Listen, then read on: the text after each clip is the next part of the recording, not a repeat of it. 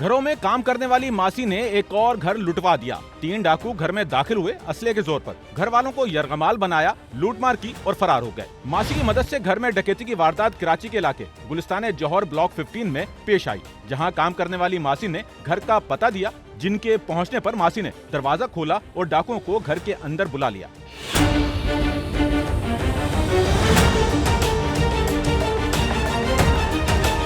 डकैती के वक्त घर का सरबराह मौजूद नहीं था, जो अपनी मुलाजमत पर गया हुआ था। घर में सिर्फ माँ और बेटी मौजूद थी। डाकुओं ने माँ और बेटी को यरगमाल बनाया और तशद्दुद का निशाना बनाकर रस्सियों से बांध दिया, जिसके बाद डाकुओं ने पुरसुकून अंदाज में लूटमार की।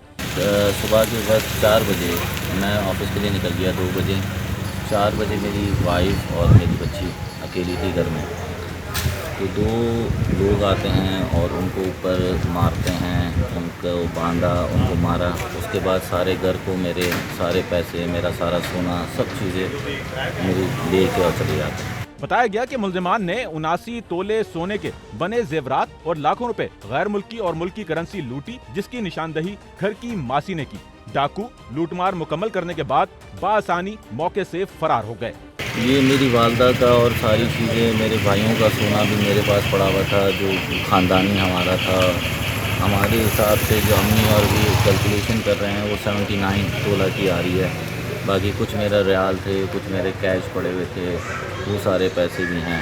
मैं यहाँ के अहदेदारों से, आर्मी चीफ से, कोर कमांडर साहब से सबसे अपील करता हूँ कि मुझे इंसाफ दिलाया जाए। पुलिस के मुताबिक वारदात की इत्तला पर पुलिस मौके पर पहुंची, शवाहिद इकट्ठा किए और मासी से मुतालिक पूछगछ की, जिसके फौरी बाद पुलिस ने छापामार कार्रवाई के जरिए मासी को गिरफ्तार कर लिया, जबकि डाकू हाथ न आए। पुलिस ने डाकुओं की तलाश के साथ मासी से तफ्तीश शुरू कर दी। कैमरामैन अमीन के साथ नौमान रफीक, SNN कराची।